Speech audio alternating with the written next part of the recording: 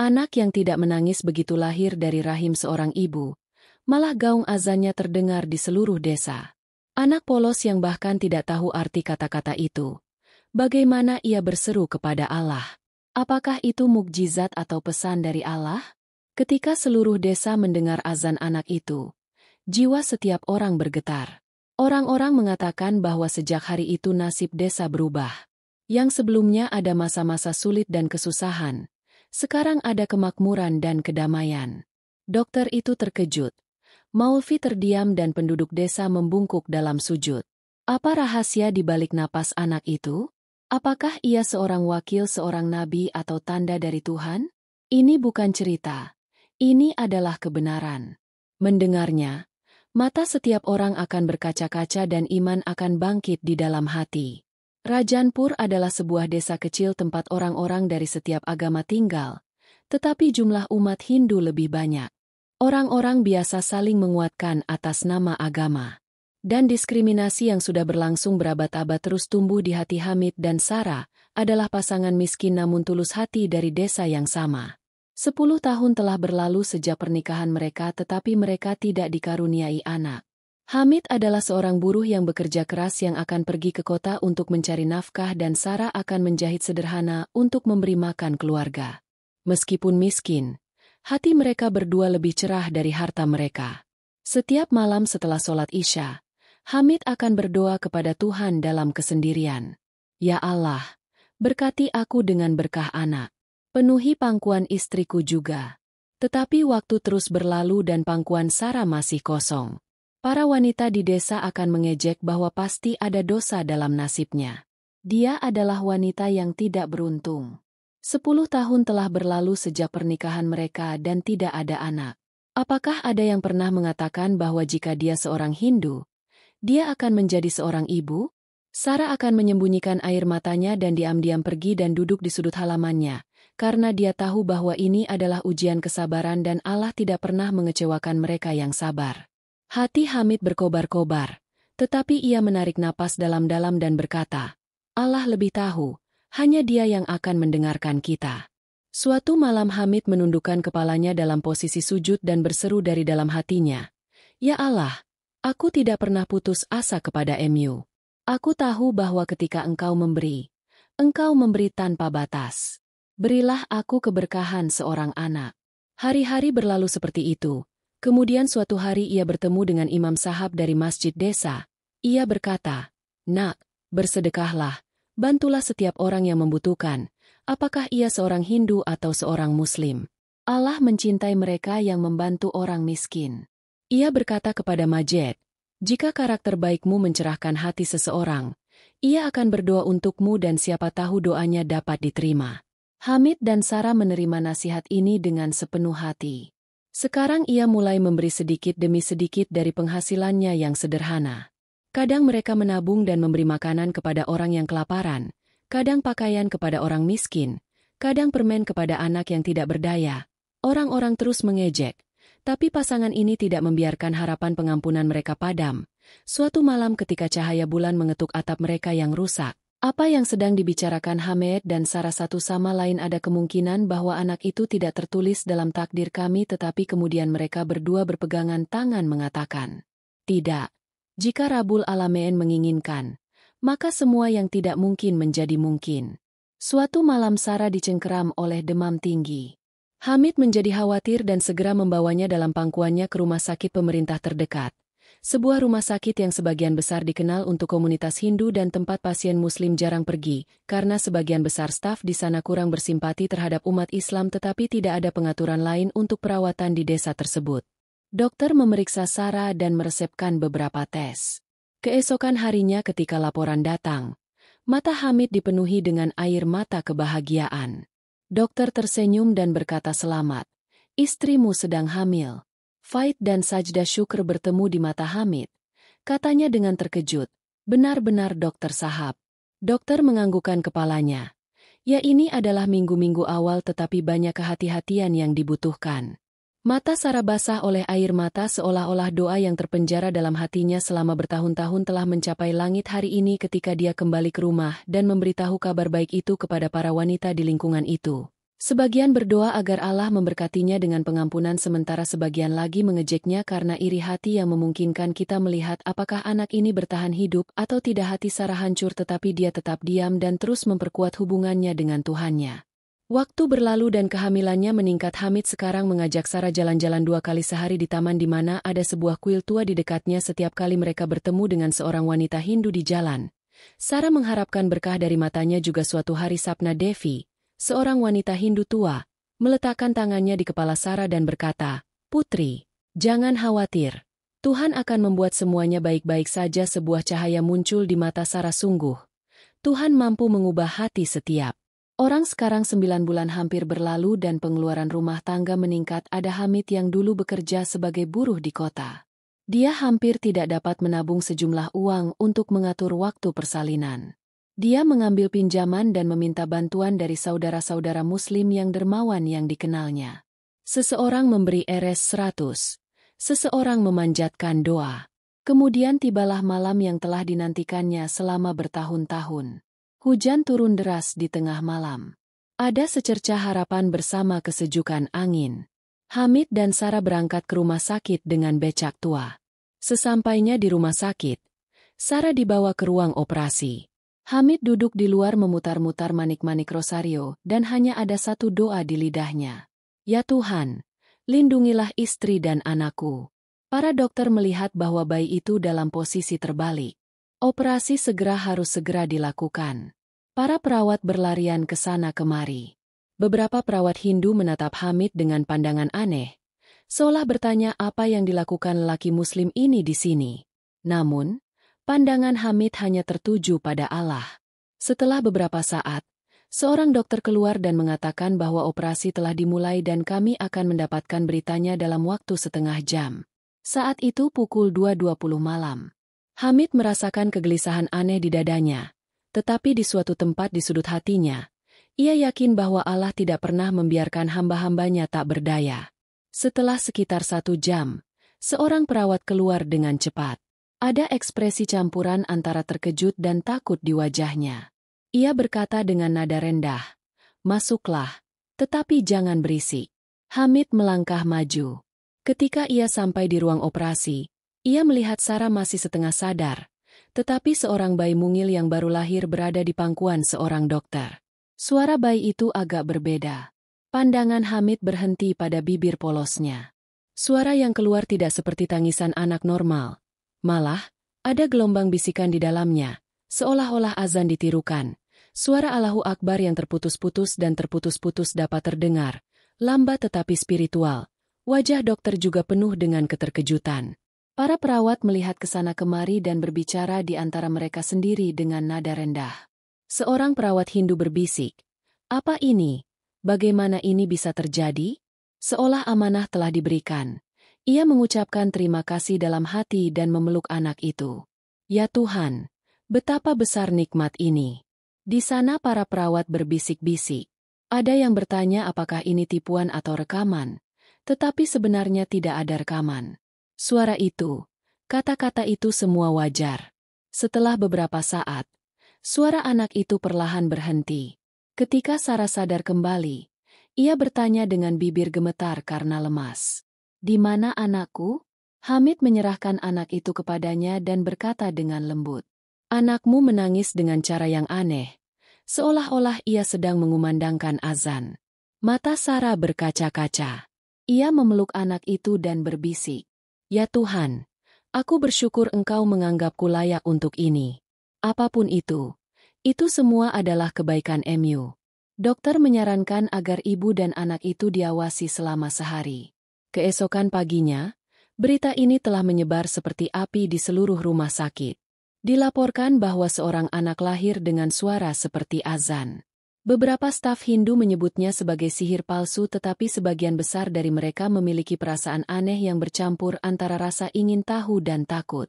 Para perawat bangsal sendiri datang untuk menjenguknya. Anak itu masih menggerakkan bibirnya kadang-kadang seolah-olah sedang menggumamkan beberapa kata suci.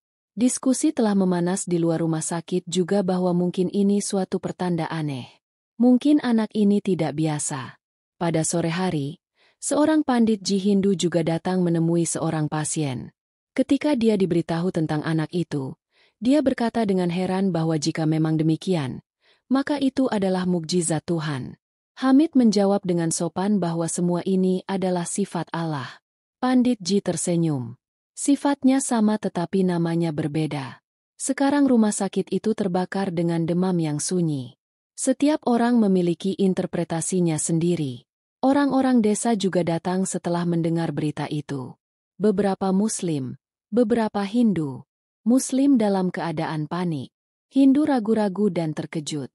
Hamid masih tenggelam dalam sara yang dalam. Lemah tetapi anaknya seperti alam semesta dalam pangkuannya.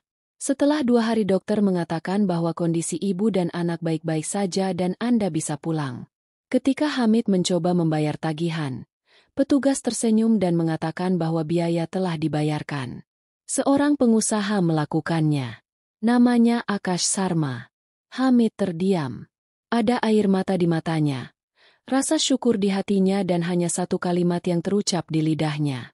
Ya Allah, Engkau sungguh agung. Ketika Hamid kembali ke desanya, seolah-olah angin pun telah membawa pesan bahwa seorang anak ajaib telah lahir di rumah Hamid. Orang-orang mulai berdatangan untuk mengucapkan selamat kepadanya. Beberapa hanya ingin tahu bagaimana keadaan anak itu. Apakah suara azan benar-benar tercampur dalam suaranya? Beberapa tetua desa juga datang. Ada yang menyebutnya sebagai mukjizat Allah dan ada yang menyebutnya sebagai berkah Allah. Namun, di mana ada cahaya, di situ ada bayangan. Dahulu kala ada seorang pria bernama Arvin yang merasa terganggu dengan semua ini. Ia biasa berkata dari satu tempat ke tempat lain bahwa semua ini hanyalah sandiwara. Hamid menginginkan ketenaran dan haus akan uang. Namun, ketika ia sendiri datang menemui Hasan, di hadapannya hanya ada seorang anak kecil tak berdosa yang tertidur lelap dalam pangkuan ibunya. Tak ada suara, tak ada cahaya. Arvin berkata dengan nada sinis, "Ini adalah mukjizatmu." Lalu pergi sambil tersenyum.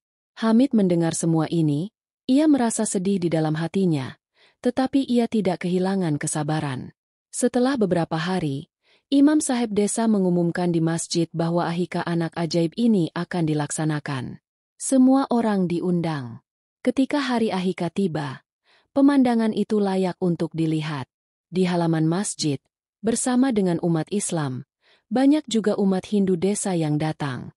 Di satu sisi, daging kambing sedang dimasak dan di sisi lain, sayur-sayuran dan kacang-kacangan disajikan agar para tamu yang tidak makan daging juga bisa memakannya. Para tamu merasa pemandangan seperti itu mungkin belum pernah terlihat sebelumnya. Setiap orang ingin melihat anak itu, ingin merasakan apakah anak ini benar-benar bukan anak biasa. Kemudian tiba-tiba Hasan sekali lagi membuat suara bisikan dari lidahnya yang mungil yang sedang mengumandangkan azan. Seluruh pertemuan menjadi sunyi. Mata Imam Sahab berkaca-kaca. Dia mengangkat tangannya untuk berdoa dan berkata, "Semoga Allah menjadikan anak ini jembatan cinta antara dua agama." Ada keterkejutan dan kelembutan di wajah beberapa tamu Hindu. Seiring berjalannya waktu, Hasan mulai tumbuh dewasa. Hamid dan Sarah menamainya Hasan.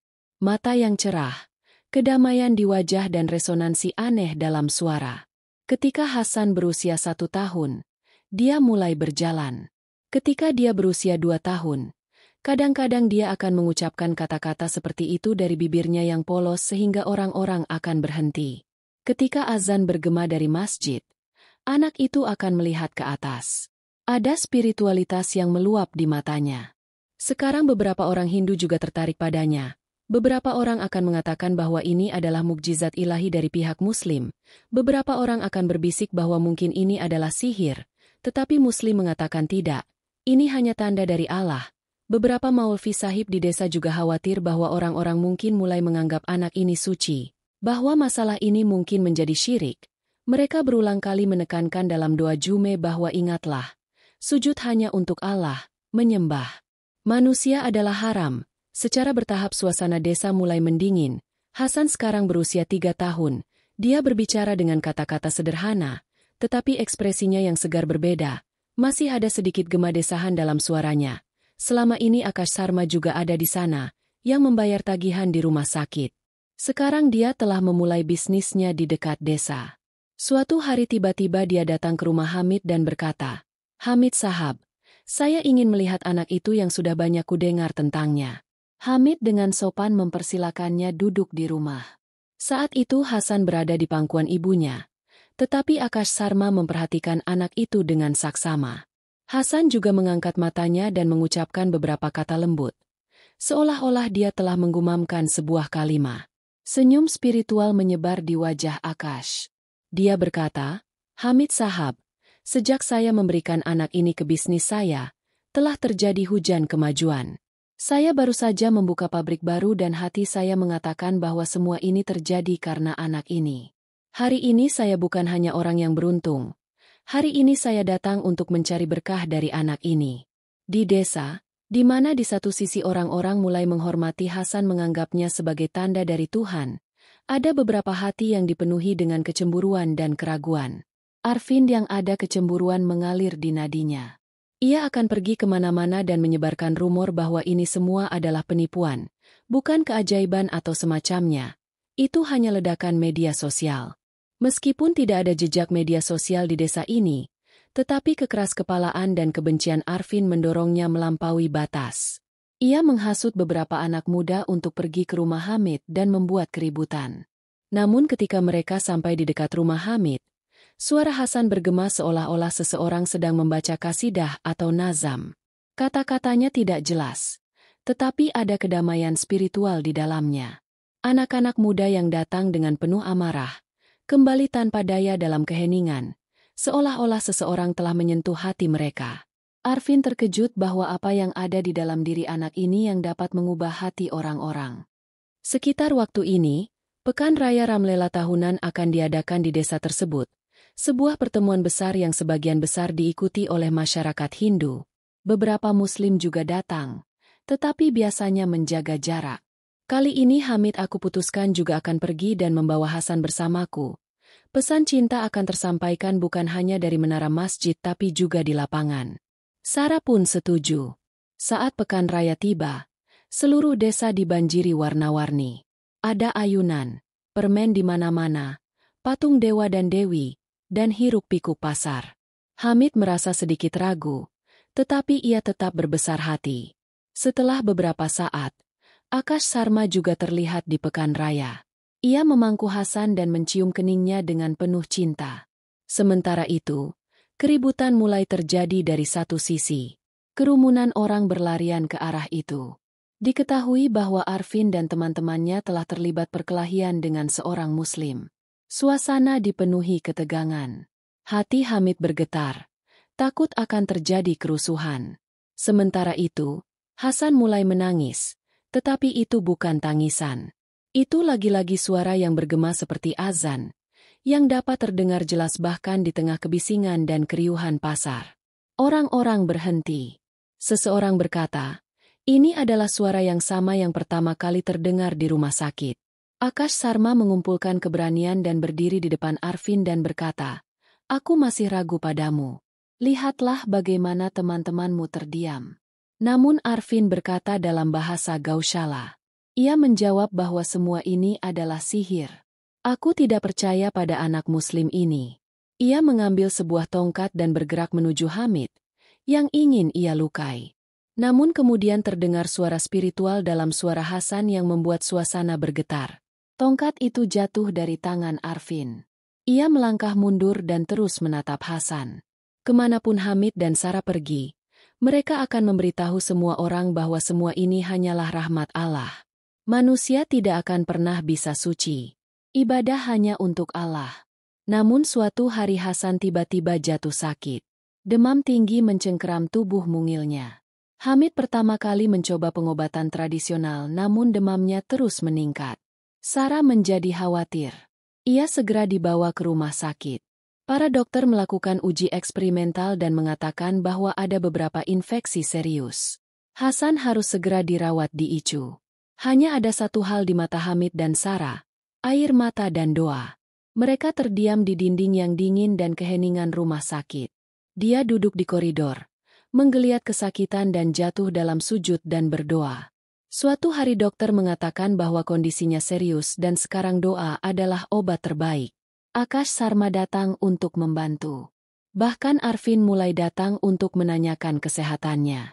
Baik umat Hindu maupun Muslim berdiri bahu-membahu dan mulai berdoa untuk keselamatan anak yang tidak bersalah ini. Pada malam hari keempat, napas Hasan menjadi tersendat-sendat di dalam icu. Dia perlahan membuka matanya sekali. Kata-kata kalimat thayyibah keluar dari bibirnya yang lembut. La ilaha illallah dan kemudian ada keheningan.